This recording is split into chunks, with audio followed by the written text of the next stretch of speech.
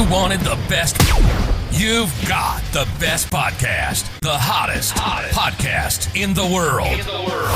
The Chris Voss Show, the preeminent podcast with guests so smart you may experience serious brain bleed. The CEOs, authors, thought leaders, visionaries, and motivators.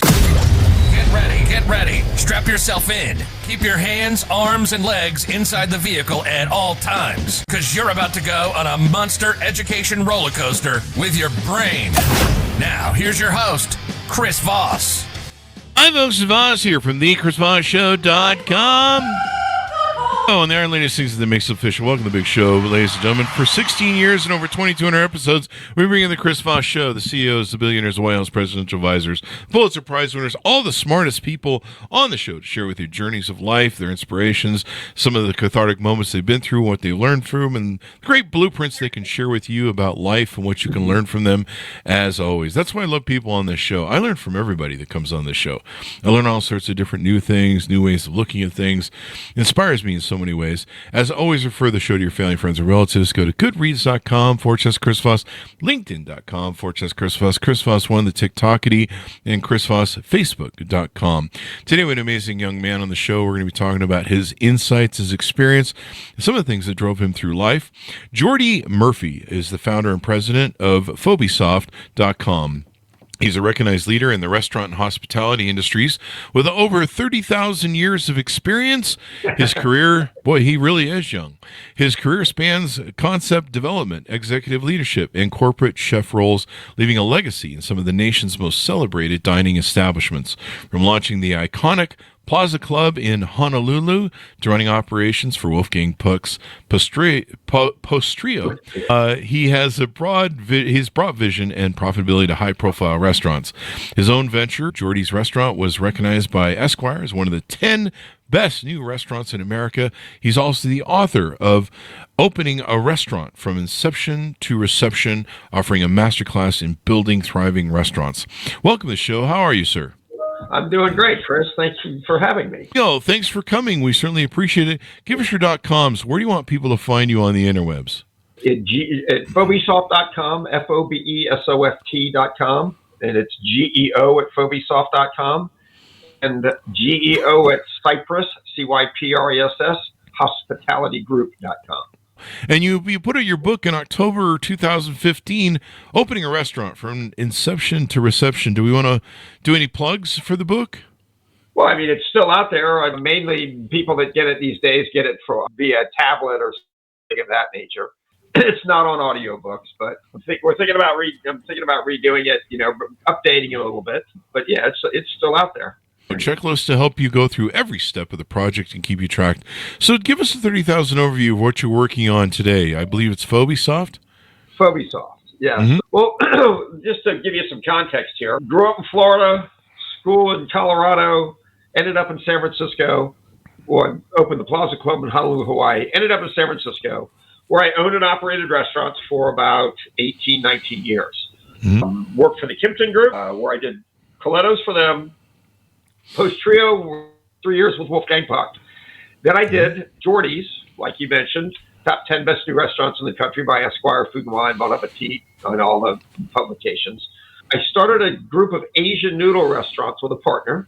We had 6 locations in San Francisco, and I needed a way to figure out how the restaurants were doing on a daily basis, because I'd get up in the morning and it's like, where do I go? I've got 6 different locations throughout the Bay Area. Mm-hmm. So I came up with this plan. To date myself a little bit, I would go around and I'd load a program on the computers of all the restaurants, the 6 of them. And at the end of the day, they would enter the sales, front of house, back of the house labor, and whatever they spent that day. They would take that report and fax it to me. So when I got up in the morning, I knew what was happening in the restaurants, and I'd visit the one that maybe had issues or what have you. Mm-hmm. Fast forward, sold the long life back to our Taiwanese partners, moved back to Florida, where I grew up, to raise our kids. Mm-hmm. And I started a company called Cypress Hospitality Group, still in existence today. Wow. We're one of the premier headhunters for the hospitality industry. We place chefs, managers, all salaried positions in the hospitality industry. So that's where, and I have a couple of recruiters, one main recruiter, my partner, and she handles most of, the work orders come in and she handles it. So it basically runs itself. And probably 8 or 9 years ago, I'm a cyclist and I was riding my bike one morning after numerous calls from friends in the Bay Area. Can you run some numbers for me? I'm going to open a restaurant. Would you do a projection for me? I don't know what my P&L, I got issues. Can you help me? So I had this idea, and I remember I was listening to Steve Jobs' book, and he made a comment that if you can identify a problem and solve that problem, you have an opportunity. Yeah. So that day, I went into my office, and I thought, you know what, I'm going to find a program. So I just started, I made phone calls. In a few weeks, I found the right guy, Raj, who's my partner today. Lives here in Jacksonville, and we have a development team in India, but he's like the main guy. And my other partner, Matthew Sloan, who does sales. And what we did is we initially built it, and you had to still make all these entries. Well, now with development or whatever, what we do is Ubisoft gives restaurants. The restaurant business is a rear view mirror business. They operate for a month. They turn around and look at a bookkeeper and accountant who hopefully knows what they're doing, because a lot of them, just use like QuickBooks and it's not set up correctly. And we make money last month.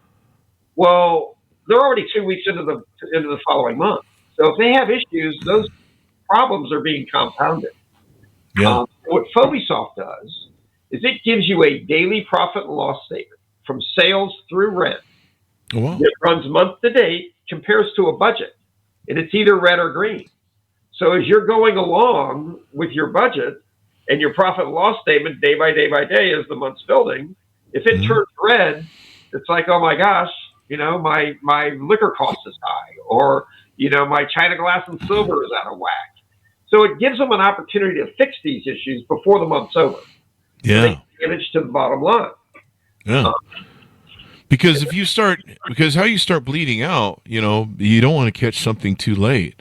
If you start, doing what I call bleeding out, something is, not working right. Something is not, you're bleeding, like you said. You got your liquor costs is out of control or something like that, and so it can really affect you. And then by the time you catch it, sometimes, you can be quite in a loss position if you're not on top of it. Yeah, well, that's the business, though, too, because it's a business of pennies. I saw two situations in the last probably 3 or 4 months. There's a chef named Evan Funke. He's probably one of the hottest chefs in the country right now. He owns a restaurant in Los Angeles called Felix, and then he has 2 or 3 other in the concepts called Mother Wolf. There's one in Vegas. There's one in Miami. His very first restaurant, they spent $3.5 million and went out of business. And the interview, this was on Netflix on Master Chefs or whatever. And the comment was, well, what happened? And he says, I had no idea about the financials. I was a chef and I got in there and I didn't know what was going on. And the other situation was Jose Andres, who's one of the top chefs in the world. He's got 40 plus restaurants. He was on a podcast and they asked him, what's the most important thing that a person that's going to get in the restaurant business or, a restaurateur can do? And he said, learn the financials. Yeah. Before recipes, before setting it up, before doing all this stuff, if you don't know the financials, you're behind the 8 ball. Yeah. And we have a client that said, not only did you make my restaurant more profitable, you turned my manager into an operator. And that's what we do. That's what Phobisoft does. It opens their eyes to what's going on in the industry, or in their 4 walls, basically. And it works for just about any restaurant. Is that correct? Pretty much anything. I mean, if you're a group of restaurants, we have a version that we call the Boss View. So you can line 4 or 5 restaurants up, all on one URL. And as you look at it, you can compare them across the board. We've got some restaurants are doing $10-12 million. Other ones are doing $800,000 or $900,000. Oh, wow.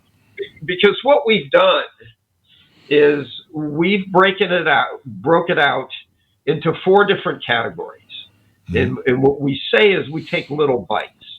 So if you have your sales, and then you have your cost of goods, your labor, your controllables, and your non-controllables.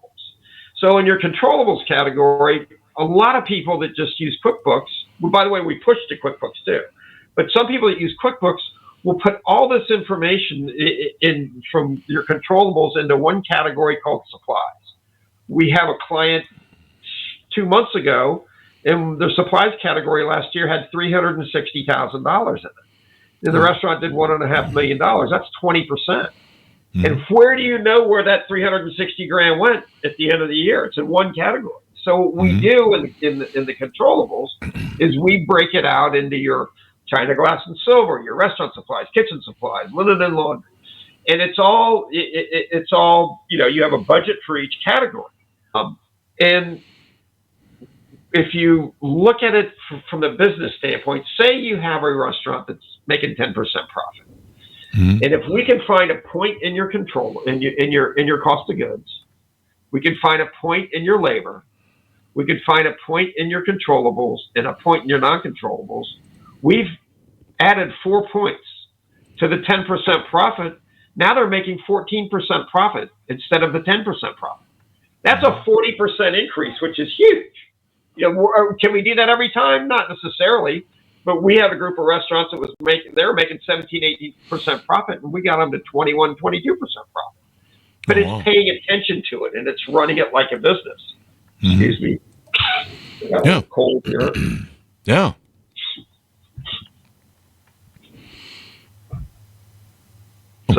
So it helps you run it like a business. So restaurants can take and use this and utilize it.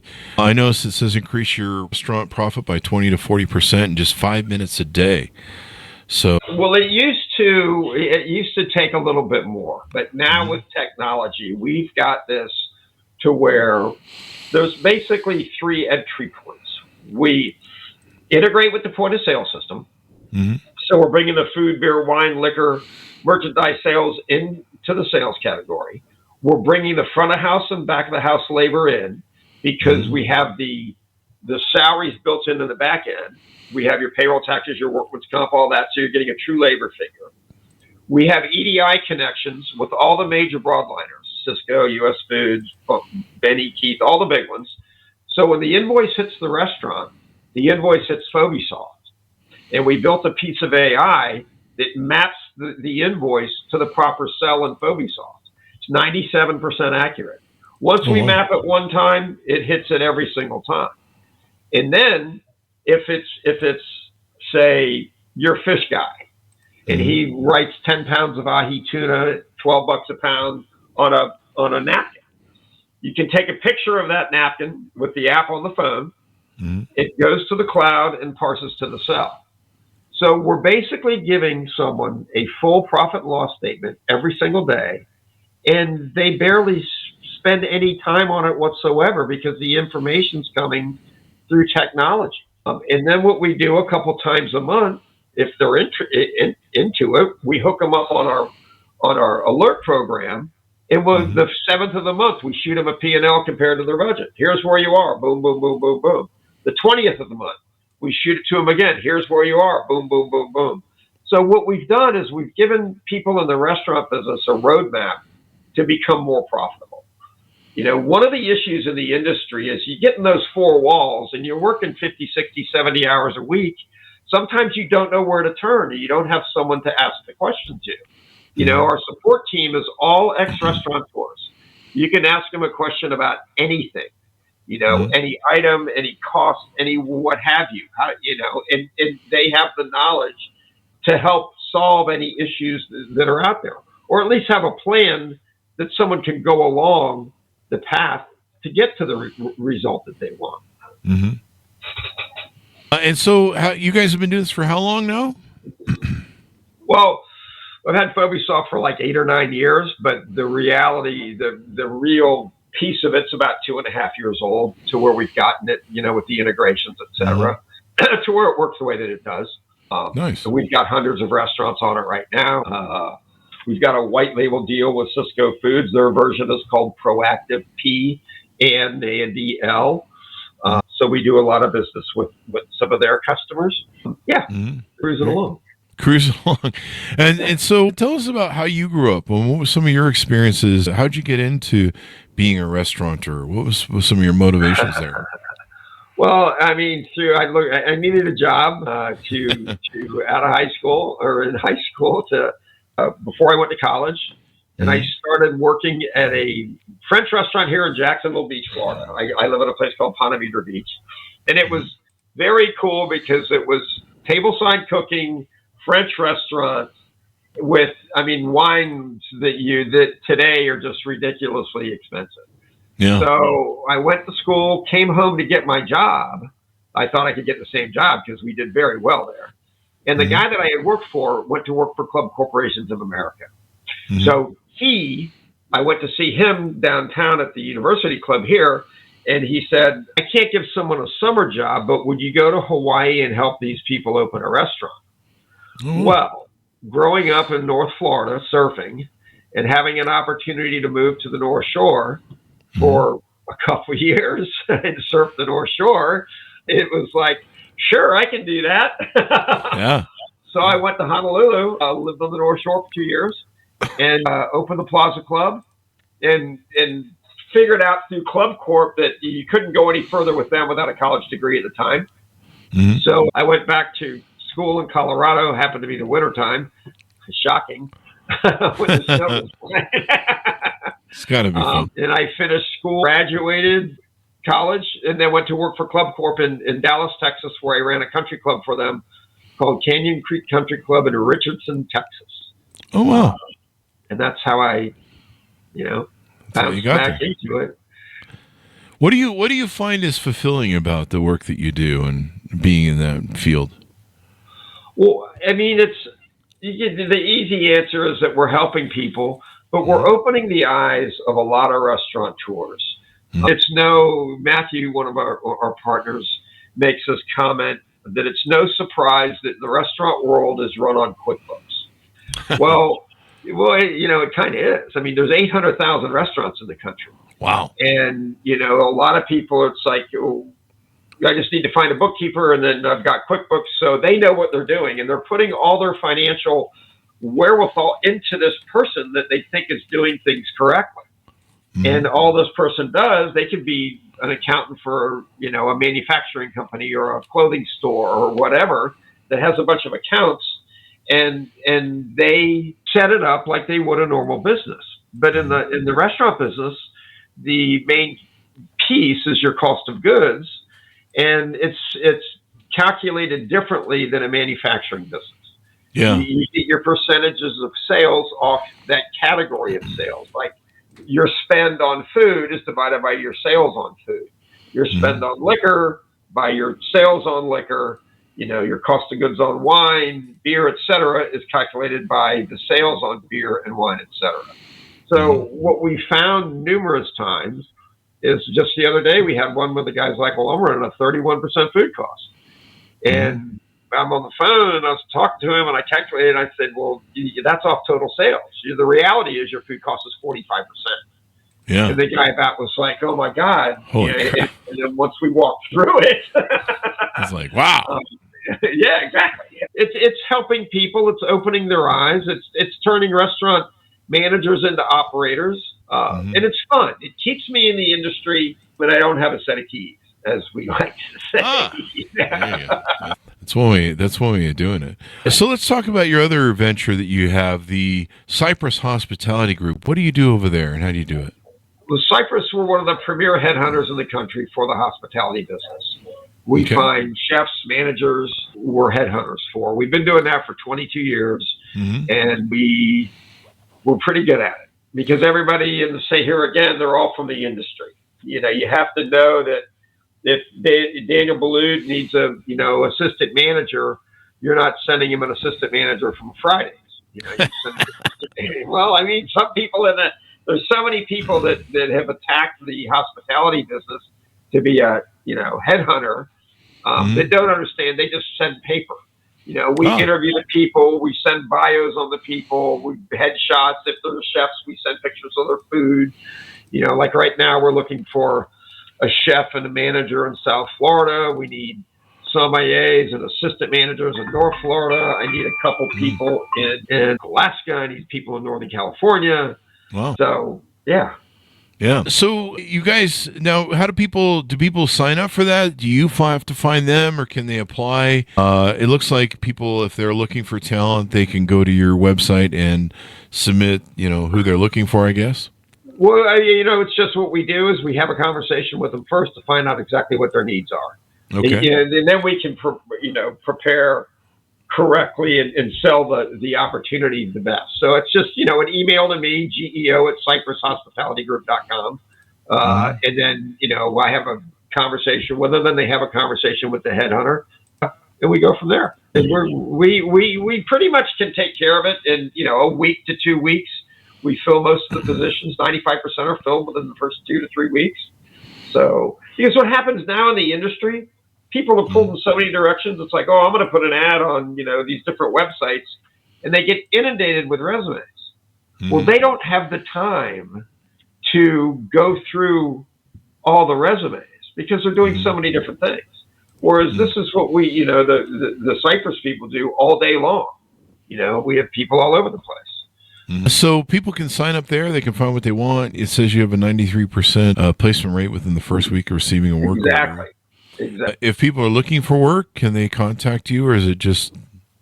Yes, they can send their resumes, but it depends on where. If I get a resume for someone, say in Chicago right now, I don't have any work orders in Chicago, but we put them in the database, and they get phone calls occasionally. So, that's casinos, restaurants. I live in Vegas, so imagine casinos are always looking for hospitality people and stuff like that. Casinos are a little different, though. The restaurants and the casinos are where we've done a ton of work. I've done work for Wolf out there. I've done work for Michael Mina, for a bunch of different, restaurateurs in Las Vegas. Casinos are a little different because of the security requirements and all that. They have their own way of doing things. Yeah. Yeah. So fun is fun. What haven't we talked about with the two companies you have that people should know about? I don't know. We've, here's we covered a lot. Yeah. We've just to give you an indication on, since I guess the last 6 or 8 months, we've processed $500 million worth of invoices through our Microsoft Azure and the AI that we built. And, we teach people how to take small bites from InfoBeSoft to get to the profitability that they want to be at. And we do most of the work for them. Like, we set their budgets up. We do all that. With Cypress, if you need help, be it chef, sous chef, manager, general manager, we do that all day, every day. And we can find those people pretty much anywhere. So we got it all in the can. Give people your final thoughts as we go out, and tell people how they can onboard with you at both websites and find out more. Well, it's pretty simple. The email address is geo@fobesoft.com, FOBESOFT.com. And at Cypress, it's geo@Cypress, CYPRESS, hospitalitygroup.com. And both websites, it's fobesoft.com and cypresshospitalitygroup.com. And then there's, of course, Facebook, et cetera. Fobesoft and Cypress Hospitality Group. Sounds good. Serving the restaurant industry, because we need more good restaurants in this world. We definitely do. We need more that operate and stay around, too. Yeah, and probably, what's the employment condition like of restaurants right now? Is it people fighting over, top employees, or how's it working out? Tough. It's, there's less people getting into it, and it's still continuing more restaurants open. It's because all those young Gen Zers, they're into Instagram. Well, they'd rather be in the restaurant than work in the restaurant. Yeah, that's true. I would, but you don't want me cooking anything. I'm not that great of a cook. But I often joke that I should go to chef school so that I can maybe meet the woman of my dreams. Maybe, and have her be a cordon bleu chef. That, or I just need to hang out outside the exit or something and pick up. So, well, thank you very much, Geordy, for being on the show. We really appreciate it. I appreciate it too, Chris. Well, thanks for tuning in. Go to goodreads.com/Chris Voss, LinkedIn.com/Chris Voss. Chris Voss, one of the TikTok and all those crazy places on the internet. Be good to each other. Stay safe. We'll see you next time. And that should have us out. So, Geordy, I didn't know you